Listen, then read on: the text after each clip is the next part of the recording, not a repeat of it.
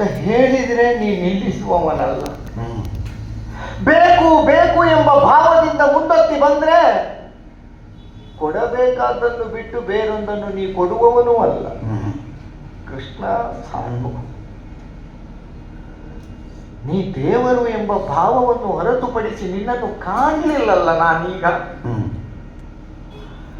ನೀ ಅತ್ಯಂತ ಮಹಿಮಾನ್ವಿತನಿದ್ದಿ ಎನ್ನುವುದು ಅಂತರಂಗದಿಂದ ಒಪ್ಪಿಯೇ ಈ ಕ್ಷಣದಲ್ಲಿ ಒಂದು ಮಾತನ್ನು ಬೇರೆಯ ಭಾವದಿಂದ ಆಡಿದವನಲ್ಲ. ಶ್ರೀನಾಥ ಎಂಬ ಭಾವದಿಂದಲೇ ನಿನ್ನಲ್ಲಿ ಮಾತುಗಳನ್ನಾಡುತ್ತಾ ನನ್ನ ವ್ಯಾಪ್ತಿ ವಿಸ್ತಾರಗಳೇನು ಎನ್ನುವುದನ್ನು ಅರ್ಥವಿಸಿಕೊಂಡೇ ಮಾತನಾಡುತ್ತಾ ಬಂದರೂ ನಿನ್ನ ಅಂತರಂಗದಲ್ಲಿ ಇದೊಂದು ಕ್ರೌರ್ಯ, ಇದೊಂದು ಕಾಠಿಣ್ಯ,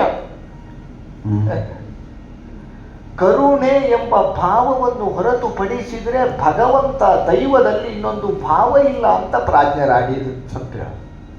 ಆದರೆ ಆ ಕರುಣೆ ಎನ್ನುವುದನ್ನೇ ಕತ್ತರಿಸುವ ಹಾಗಿನ ಅತ್ಯಂತ ಕ್ರೂರತನ, ಆ ಕಾಠಿಣ್ಯ ನಿನ್ನ ಅಂತರಂಗವನ್ನು ತುಂಬಿತೋ ಎಂಬ ಹಾಗೆ ಈ ಕರ್ಣಗಳು ಸಿಡಿದು ಹೋಗುವ ಹಾಗಿನ ಆ ಮಾತುಗಳನ್ನು ಎಷ್ಟು ಲೀಲಾಜಾಲವಾಗಿ ಹಸನ್ಮುಖಿಯಾಗಿ ಈ ದುರಂತದ ಕಥೆಯನ್ನಾದರೂ ಕೇಳಿದವರು ನಗಾಡುವಂತೆ ನೀನು ನಗುತ್ತಾ ಆಡುವುದಕ್ಕೆ ನಿನ್ನಿಂದ ಮಾತ್ರ ಸಾಧ್ಯ. ಆದರೆ ಕೇಳುವುದಕ್ಕೆ ನನ್ನಿಂದ ಸಾಧ್ಯ ಇಲ್ಲ ಕೃಷ್ಣ. ಇನ್ನೊಂದು ಮಾತು ದಯವಿರಿಸಿ ನೀನು ಆಡಕೂಡದು.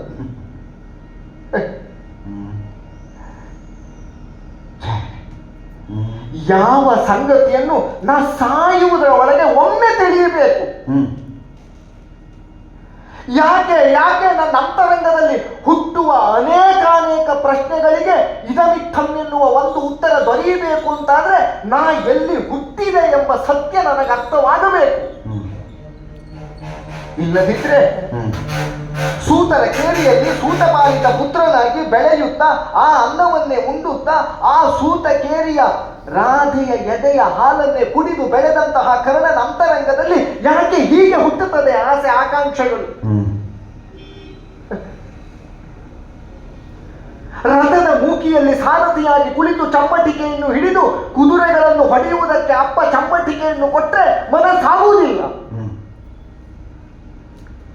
ಸಾರಥಿಯಾಗಿ ರಥವೇರುವ ಮನಸ್ಸಾಗುವುದಿಲ್ಲ. ಮಹಾರಥಿಯಾಗಿ ವಿಜೃಂಭಿಸಬೇಕೆಂಬ ಆಕಾಂಕ್ಷೆ ಯಾಕೆ ಹುಟ್ಟುತ್ತದೆ? ಗೊತ್ತಿಲ್ಲ. ಚಮ್ಮಟಿಕೆಯನ್ನು ಕೊಳಲುವುದಿದರೆ ಮೂಕ ಪ್ರಾಣಿಗಳೂ ಕೂಡ ಮಾತನ್ನು ಕೇಳಿ ಅರ್ಥವಿಸಿಕೊಂಡಂತೆ ಇವ ಹೇಳಿದ ಹಾಗೆ ಹೆಜ್ಜೆಯ ಮೇಲೆ ಹೆಜ್ಜೆ ಹಾಕಿ ಬರುವ ಗೋವುಗಳು, ಇವನ ಕೊಳಲ ದನಿಯನ್ನು ಕೇಳಿದರೆ ಹಾಲು ಸುರಿಸುವ ಗೋವುಗಳು, ಮಾತು ಕೇಳಿದರೆ ಆಕರ್ಷಿತರಾಗಿ ಬರುವ ಜನಸಮೂಹ. ಕೊಳಲೂದಿದರೆ ದನ ಬರ್ತದೆ, ಮಾತಾಡಿದರೆ ಜನ ಬರ್ತಾರೆ. ಜನ ಆದರೇನು, ದನ ಆದರೇನು, ಇವ ಹೇಳಿದ ಹಾಗೇ ಪ್ರಪಂಚ ಕುಣಿಯುವುದಲ್ಲೂ. ಕೊಳಲನ್ನು ಬಿಟ್ಟೆ ಅಂತ ತೋರಿಸಿದ ಪ್ರಪಂಚಕ್ಕೆಲ್ಲ. ಕಂಸವದೆಗಾಗಿ ಹೊರಡುವ ಕಾಲಕ್ಕೆ ಬಂದ ಗೋಪಿಕಾ ಸ್ತ್ರೀಯರಿಗೆ ಕೊಳಲನ್ನೇ ಕೊಟ್ಟನಂತೆ.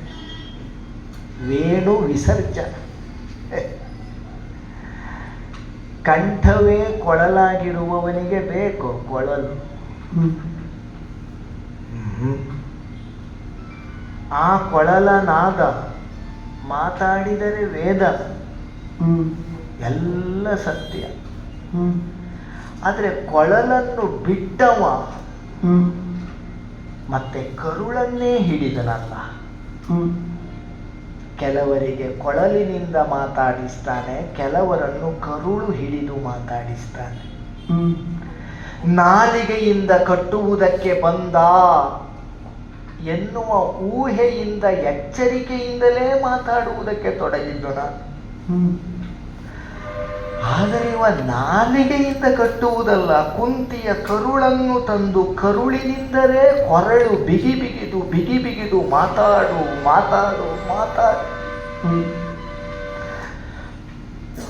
ಪಾಂಡವರಿಗೆ ಇನ್ನಿಲ್ಲದ ಸಂಕಟ ಕೊಡುವ ಮಾತಾಡಿದೆಯಲ್ಲ ಜೀವನದುದ್ದಕ್ಕೂ. ಈಗ ನೀನು ಕೌಂತೆಯನೇ, ಈಗ ಮಾತಾಡು.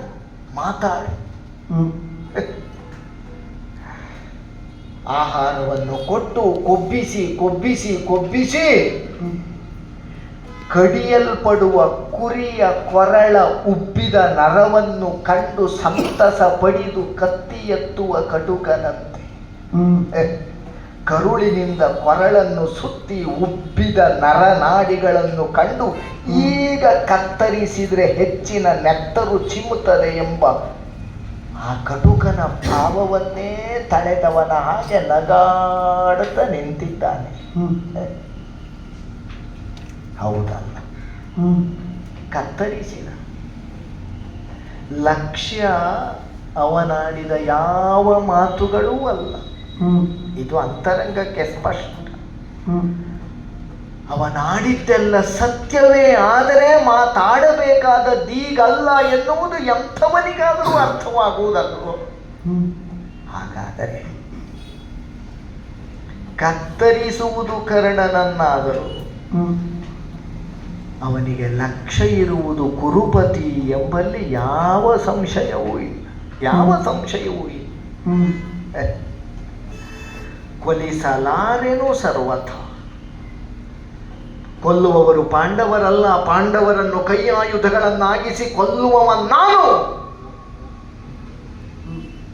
ಸಭಾ ಮಧ್ಯದಲ್ಲಿ ನಿಂತು ಗುಡುಗಿದ.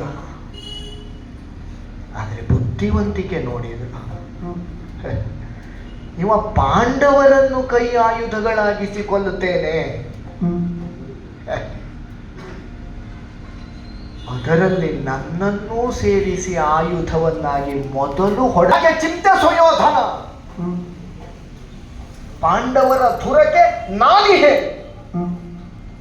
ಅಡಿಗಡಿಗೆ ಸುಯೋಧನನ ಅಂತಃಸತ್ವವನ್ನು ಹೆಚ್ಚಿಸುತ್ತ ಅವನ ಸಂಕಲ್ಪ ನೆರವೇರುವುದಕ್ಕೆ ಕರ್ಣ ನಾನಿದ್ದೇನೆ, ನನ್ನ ಮೈ ಮನ ಮಾತುಗಳೆಲ್ಲ ನಿನ್ನ ಸಂಕಲ್ಪಕ್ಕೆ ಬದ್ಧ, ಪಾಂಡವ ದ್ವೇಷವನ್ನು ಸಾಧಿಸಿ ಕೊಡುವಲ್ಲಿ ಎಂಬ ಹಾಗೆ ಆ ಸುಯೋಧನನ ಒಳನಾಡಿಯಾಗಿ ತೊಡಗಿಸಿಕೊಂಡಂತಹ ಕರ್ಣ ಈಗ ನಾಳೆಯ ರಣರಂಗದಲ್ಲಿ ಹೋರಾಡಬೇಕಾದದ್ದು ಯಾರ ವಿರುದ್ಧ? ಕಾದಿ ಕೊಲುವಡೆ ಸಹೋದರ. ಯಾವ ಕರುಳ ಬಳ್ಳಿಯ ಹೂವಾಗಿ ಅರಳಿದ್ದೇನೋ ಅದೇ ಕರುಳ ಬಳ್ಳಿಯಲ್ಲಿ ಅರಳಿದ ಹೂವುಗಳನ್ನೇ ನಾನೀಗ ಕತ್ತರಿಸಿ ಚೆಲ್ಲಬೇಕು. ಕಾದಿ ಕೊಲುವಡೆ ಸಹೋದರ ಇಲ್ಲ. ಹೇಳಿದವ ಪರಮಾತ್ಮ, ಹೇಳಿದವ ಕೃಷ್ಣ. ಅವನ ಸಂಕಲ್ಪವನ್ನೇ ನೆರವೇರಿಸುವುದಕ್ಕೆ ಬೇಕಾಗಿ ನನ್ನ ಸಂಕಲ್ಪದಿಂದಲೇ ನಾ ಹಿಂದೆ ಸರಿದೆ ಅಂತಾದರೆ ನಾ ಕೊಲ್ಲುವುದು ನನ್ನೊಡೆಯನಾದ ಸುಯೋಧನನ. ಯಾವ ಸಂಕಲ್ಪಕ್ಕೆ ಕರ್ಣ ಇದ್ದಾನೆ ಎಂಬ ಭರವಸೆಯ ಭಾವದಿಂದ ಹೆಜ್ಜೆ ಇಟ್ಟಿದ್ದಾನೋ ಆ ಕೌರವನನ್ನೇ ನಾ ಕೊಂದೆ ಅಂತ ಪ್ರತ್ಯೇಕ ಹೇಳಬೇಕು? ಇಲ್ಲ. ಹಾಗಾದರೆ ಇವನ ಅಂತರಂಗದ ಆ ಆಶಯ ಏನು ಎನ್ನುವುದನ್ನು ಅರ್ಥವಿಸಿಕೊಳ್ಳಲಾರದೇ ಇರುವಷ್ಟಲ್ಲ ಮೌಢ್ಯ ನನ್ನನ್ನು ಆವರಿಸಿತು. ಹೌದು, ಈ ಭಾವದಲ್ಲಿ ಕರ್ಣನನ್ನು ತೂಗುವ ತಕ್ಕಡಿಯಾಗಿ ನಿಂತು ನೀನು ಇಲ್ಲಿ ಇಳಿತೀಯೋ ಅಲ್ಲಿ ಏರಿಸ್ತೇನೆ, ಅಲ್ಲಿ ಏರುವ ಮನ ಮಾಡಿದ್ರೆ ಇಲ್ಲಿ ಇಳಿಸ್ತೇನೆ ಎಂಬ ಭಾವದ ಮಾತುಗಳನ್ನಾಡುತ್ತಾ ನಿಂತಿದ್ದಾನಲ್ಲ. ಇವನ ತಕ್ಕಡಿಯಲ್ಲಿ ಇವ ತೂಗಿದಂತೆ ತೂಗುವ ತೂಕಕ್ಕೆ ಮಾತ್ರ ನಿಂತವನಲ್ಲ ಕರ್ಣ. ಇದರ ತೂಕ ಎಷ್ಟು ಎನ್ನುವುದನ್ನು ಸ್ಪಷ್ಟವಾಗಿ ಅವನಲ್ಲಿ ಆಡಬೇಕು. ಮರುಳು ಮಾಧವ ಮಹಿಯ ರಾಜ್ಯದ ಸಿನಿಗೆ ಸೋಲುವನಲ್ಲ. ಮರುಳು ಮಾಧವ ಮರಳು ಮಾಧವ ಮಹಿಯ ರಾಜ್ಯದ ಸಿರಿಗೆ ಸೋಲುವನಲ್ಲ.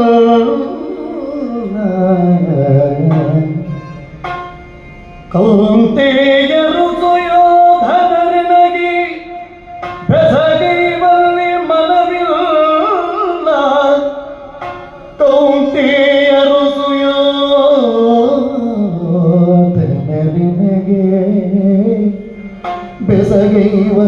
ಮನಗಿಲ್ಲ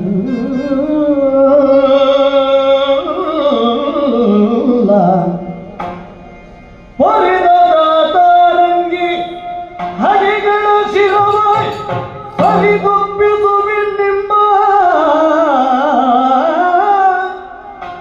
ಹೊರಿದ ತಾರಂಗಿ ಹರಿಗಳ ಶಿರವ ಹರಿದೊಪ್ಪಿಸುವಿನಿಂಬ ಈ ಭರದೊಡಿತಿನು ಕೌರವೇಂದ್ರನ ಕೊಂದಿ ಕೌರವೇಂದ್ರನ ಕೊಂದಿ ನೀನಿಂದ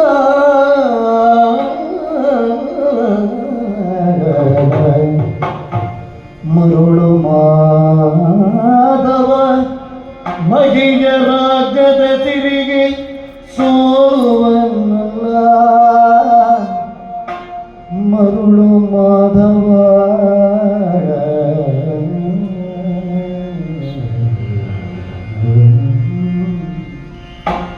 ಮಾಧವ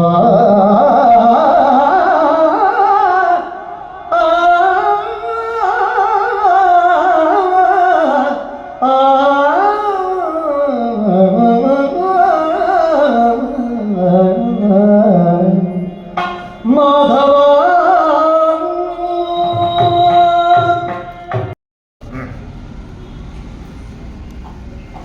ಪ್ರಯೋಜನ ಇಲ್ಲದ ಕಾರ್ಯದಲ್ಲಿ ಬುದ್ಧಿಹೀನನಾದವನೇ ಪ್ರವರ್ತಿಸುವುದಿಲ್ಲ. ನ ಮಂದೋಪಿ ಪ್ರವರ್ತತೆ.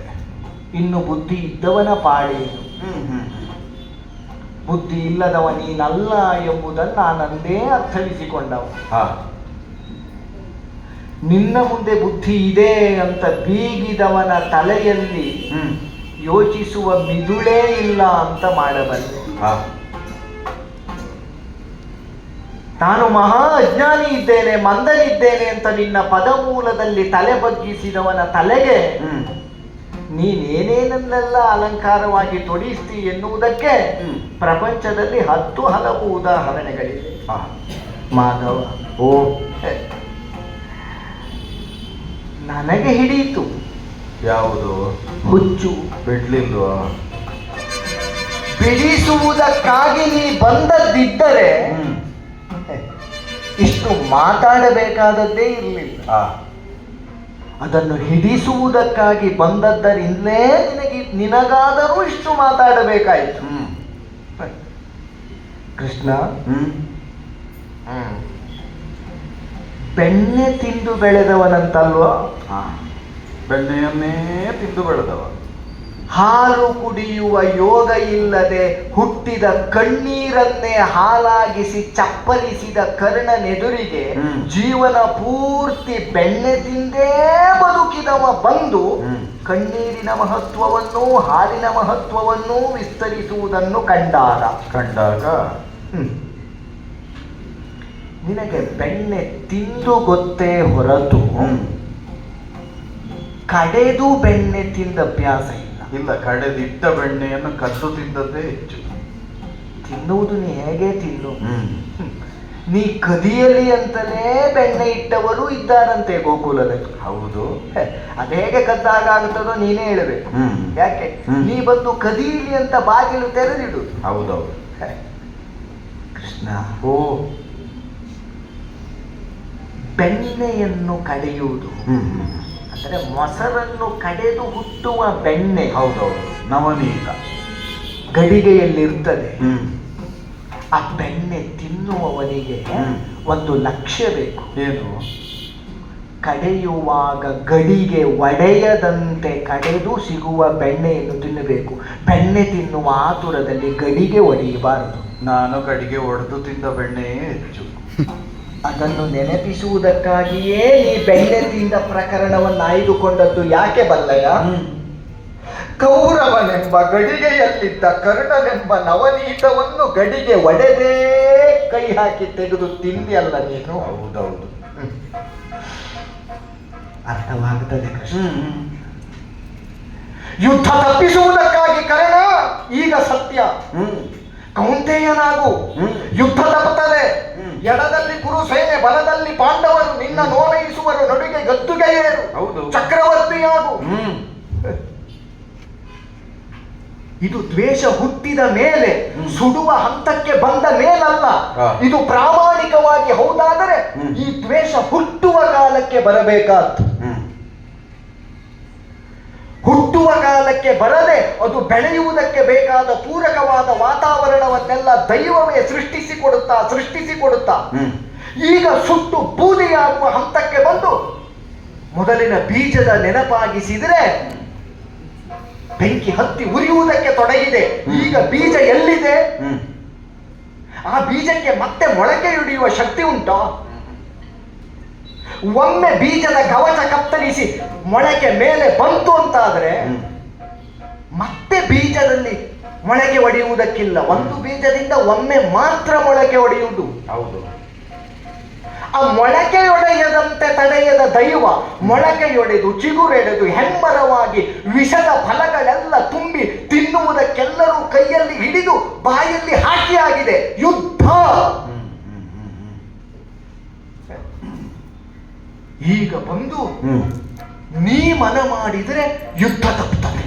ಅಪ್ಪ, ನೀ ಕೌಂತೆಯನಾಗಬೇಕು, ಯುದ್ಧ ತಪ್ಪುತ್ತದೆ. ಯಾಕೆ ನಾ ಕೌಂತೆಯನಾಗಿ ಇಷ್ಟೆಲ್ಲ ಮಾಡಬೇಕು? ಕೌರವರಿಗೂ ಪಾಂಡವರಿಗೂ ಹಿರಿಯಂದೆನಿಸಿ 800 ವರ್ಷಗಳ ಸುದೀರ್ಘವಾದ ಬದುಕನ್ನು ಬದುಕಿದ ಅಜ್ಜಯ್ಯ ಭೀಷ್ಮರಿದ್ದಾರೆ. ಒಂದು ಮಾತು ಆ ಅಜ್ಜಯ್ಯ ಭೀಷ್ಮರಲ್ಲಿ ಹೋಗಿ ಹೇಳಿದ್ಯೋ? ತಪ್ಪಿಸುವುದಕ್ಕವರಲ್ವ?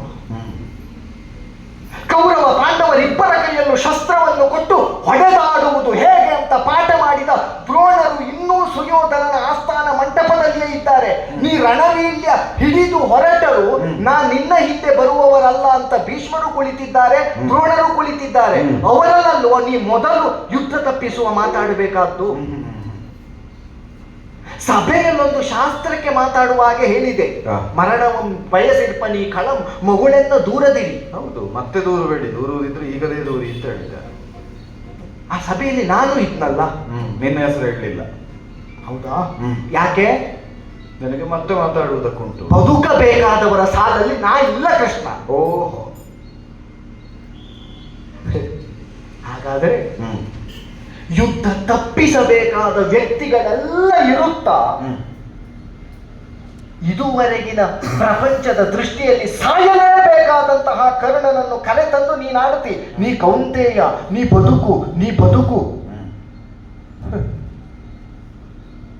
ಯಾರಿಗೆ ಅಣ್ಣ ನಾನು? ಧರ್ಮರಾಯನಿಗೆ. ಸತ್ತು ಬಿದ್ದ ತಮ್ಮಂದಿರಲ್ಲಿ ನಿನಗೆ ಬದುಕಬೇಕೋ? ಯಕ್ಷ ಕೇಳಿದ ಪ್ರಶ್ನೆ. ಬದುಕಬೇಕೆಂದಾದರೆ ನಿನ್ನ 4 ತಮ್ಮಂದಿರಲ್ಲಿ ಒಬ್ಬನನ್ನು ಬದುಕಿಸ್ತೇನೆ. ಯಾರು ಬೇಕು ಅಂತ ಕೇಳಿದ್ರೆ ಯುದ್ಧ ಮಾಡುವ ಬಲ ಸಂಪನ್ನತೆಯಿಂದ ಕೂಡಿದ ಭೀಮನಲ್ಲ, ಧರ್ಮ ಪರಾಕ್ರಮಗಳ ಅತ್ಯದ್ಭುತವಾದ ಸಂಗಮ ಎನಿಸಿದ ಪಾರ್ಥನಲ್ಲ, ಅಲ್ಲವೇ ಅಲ್ಲ.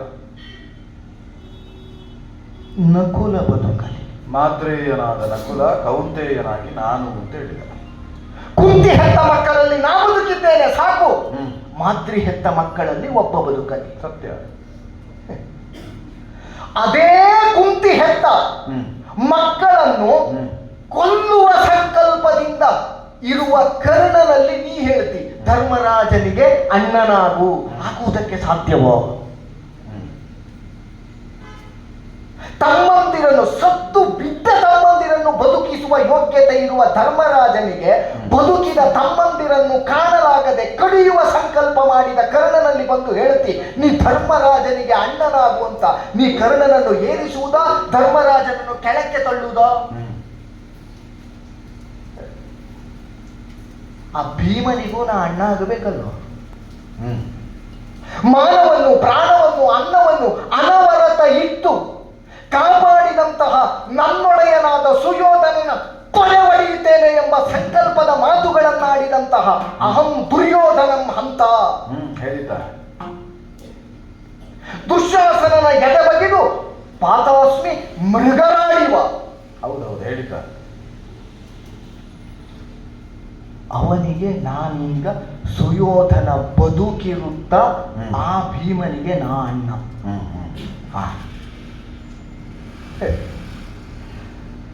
ಕುಂತಿ ಪುತ್ರ ಅಂತ ನೀ 1000 ಸಲ ಹೇಳಿದ್ರು ಸೂತ ಪುತ್ರ ಅಂತ ಪ್ರಪಂಚ ಹೇಳಿದ ಮಾತಲ್ಲ.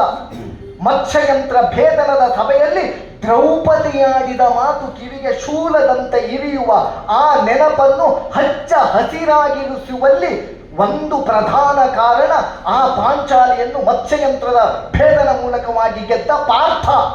ಆ ಪಾರ್ಥನಿಗೆ ನಾ ಅಣ್ಣ.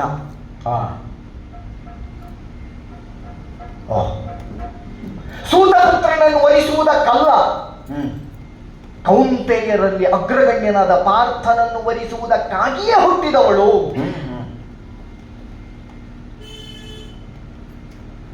ನಕುಲ ಸಹದೇವರಿಗೆ ನಾನಣ್ಣ, ಎಲ್ಲರಿಗೂ ನಾನಣ್ಣ, ನಾ ಕೌಂತೆಯ. ದ್ರೌಪದಿಗೆ ನಾ ಯಾರು? ದ್ರೌಪದಿಗೆ ನಾ ಯಾರು?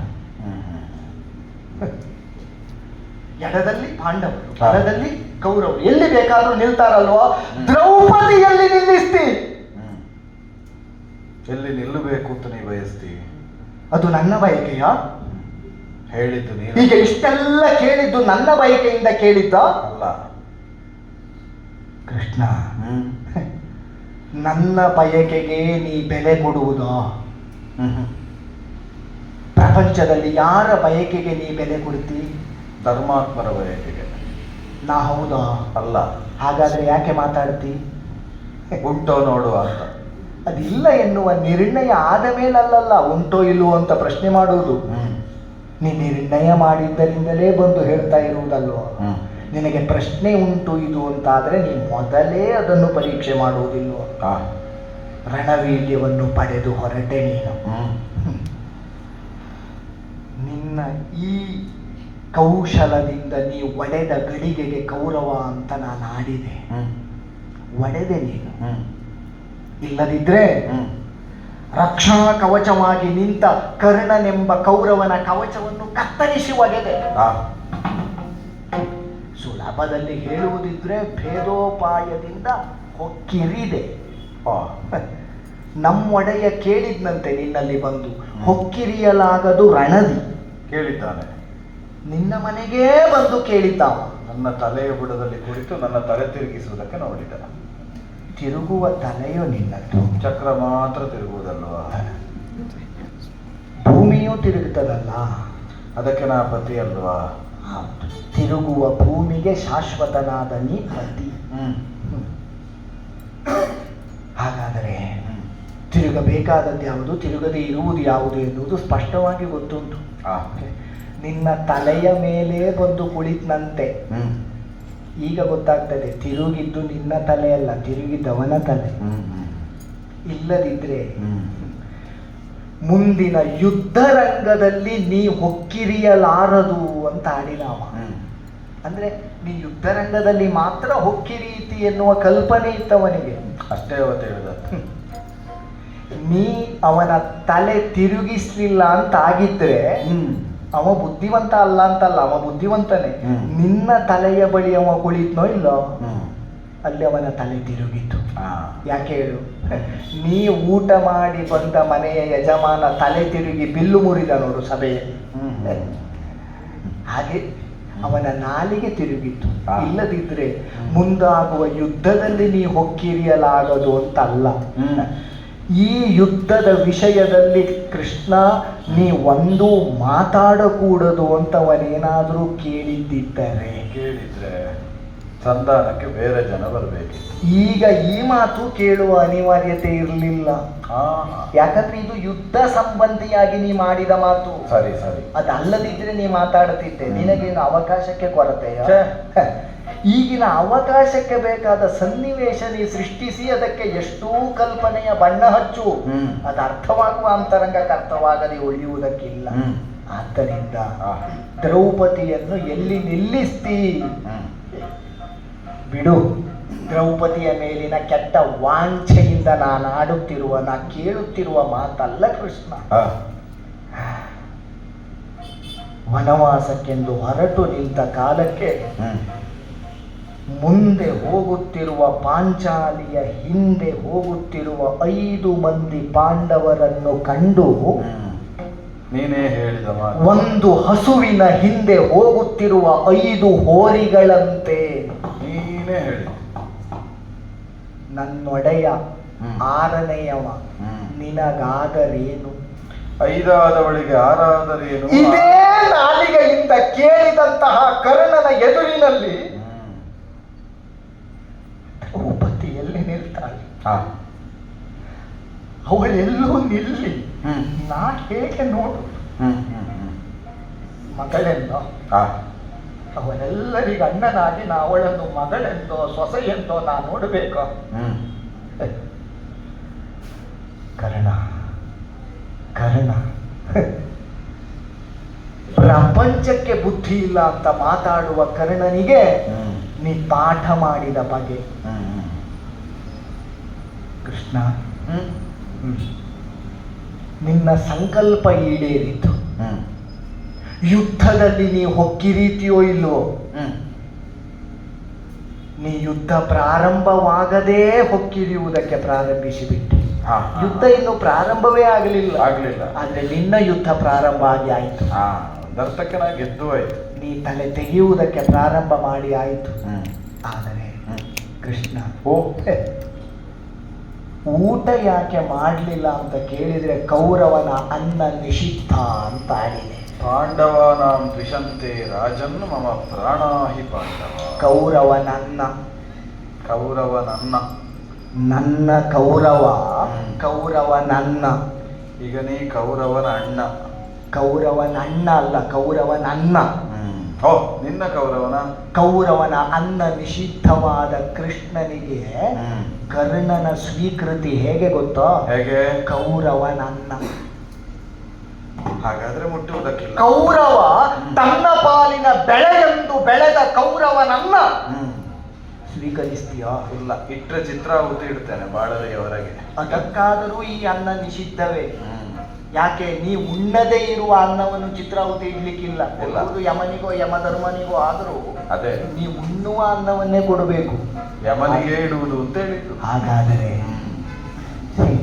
ಯಮನಿಗೆ ಇಟ್ಟ ಈ ಅನ್ನ ಎನ್ನುವುದು ನೀ ಹೇಳಿ ಗೊತ್ತಾಗಬೇಕಾದದ್ದಲ್ಲ, ಹಾ. ಅದು ಅರ್ಥವಾದದ್ದು. ಹಾ. ಅದಲ್ಲ ಅಂತ ನೀ ವ್ಯಾಖ್ಯಾನ ಮಾಡುವುದಕ್ಕೆ ಬಂದಿಯಲ್ಲ. ಹ್ಮ್.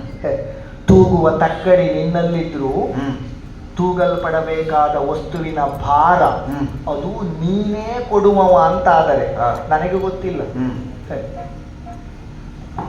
ಯುದ್ಧ ತಪ್ಪಿಸುವ ಭಾರ ಉಂಟಲ್ಲ, ಹ್ಮ್. ಅದು ನನ್ನದ್ದಲ್ಲವೇ ಅಲ್ಲ, ಓ. ಅದು ನಿನ್ನದ್ದೇ. ಪ್ರಾಮಾಣಿಕ ಹೇಳು. ಹ್ಮ್. ಕೌರವನ ಅಂತರಂಗದಲ್ಲಿ ದ್ವೇಷ ಸದಾಕಾಲ ಉರಿಯುವುದಕ್ಕೆ ಕರ್ಣ ನೀನು, ಕರ್ಣ ನೀನು. ಹ್ಮ್. ಕೌರವನಿಗೆ ಯುದ್ಧ ಯಾಕೆ? ಹ್ಮ್. ಕರ್ಣನಿದ್ದಾನೆ. ಹ್ಮ್. ಪಾಂಡವರಿಗೆ ಯುದ್ಧ ಯಾಕೆ? ಹ್ಮ್. ಕೃಷ್ಣನಿದ್ದಾನೆ. ಹ್ಮ್. ಕೌರವನ ಯುದ್ಧಕ್ಕೆ ಕರ್ಣನಿದ್ದಾನೆ ಎಂಬುದು ಭಾವ, ಭರವಸೆ ಎಂಬುದು ಎಷ್ಟು ಸತ್ಯವೋ, ಹ್ಮ್. ಪಾಂಡವರಿಗೆ ಕೃಷ್ಣನಿದ್ದಾನೆ, ಆದ್ದರಿಂದಲೇ ಯುದ್ಧ. ಹ್ಮ್.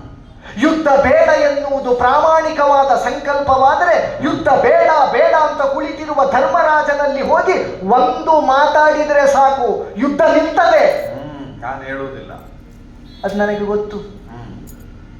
ಯುದ್ಧ ಬೇಕು ಬೇಕು ಬೇಕು ಅಂತ ಹಠ ಹಿಡಿದ ಸುಯೋಧನನ ಸಿಟ್ಟು ಹೆಚ್ಚಾಗುವುದಕ್ಕೆ ಯುದ್ಧ ಬೇಡ ಬೇಡ ಅಂತೇಳು. ಕೃಷ್ಣ, ಓ, ಇದೆಲ್ಲ ನಿನ್ನದಾದಂತಹ ಸೂತ್ರ ಸಾಹಿತ್ವದಲ್ಲಿ ನಡೆಯುವ ನಾಟಕ ಎಂಬುದು ಸ್ಪಷ್ಟವಾದ ಹೊತ್ತಿದೆ. ಎಷ್ಟು ದಿನಗಳಾಯಿತು ಸ್ವಪ್ನದ ಮೂಲಕವಾಗಿ, ಶಕುನದ ಮೂಲಕವಾಗಿ ಮುಂದಾಗಬಹುದಾದ ಸೂಚನೆಗಳು ಸಿಗುವುದಕ್ಕೆ ತೊಡಗಿ. ಆದ್ದರಿಂದ ನನಗೆ ಕೊಡಬೇಕಾದ ಎಲ್ಲವನ್ನು ಕೊಡ್ತೇನೆ ಅಂತ ನೀ ಆಡಿದರೆ ನನಗಿದುವರೆಗೆ ಸಿಗಲಿಲ್ಲ ಅಂತ ನಾವು ಒಪ್ಪಿದ ಹಾಗೆ. ಭೂಮಿಯನ್ನು ಕೊಡ್ತೇನೆ, ಕಿರೀಟ ಸಿಗ್ತದೆ, ಹೊಸದೇನು ಕೊಡ್ತಿ ಹೇಳು? ಏನಿಲ್ಲಲ್ಲ. ಇದಿಷ್ಟನ್ನು ಸುಯೋಧನ ನನಗೆ ಸಂಬಂಧವೇ ಇಲ್ಲದೆ ಕೊಟ್ಟಾಗಿದೆ. ಅಂಗರಾಜ್ಯಕ್ಕೆ ನಾ ಅಧಿಪತಿ. ಸರಿ, ನೀ ಯಾವುದೇ ಕಿರೀಟ ಕೊಟ್ಟರು ನನಗೆ ಅದರ ಮೌಲ್ಯದ ಮುಂದಲ್ಲ. ಆದ್ದರಿಂದ ಕೃಷ್ಣ, ನಿನ್ನ ಮಹಿಯ ರಾಜ್ಯದ ಸಿರಿಗೆ ಸೋಲುವನಲ್ಲ. ಆ ಪಾಂಡವರಿಗೆ ಅಣ್ಣನಾಗುವ ಯೋಗ್ಯತೆಯೇ ನನಗಿಲ್ಲ.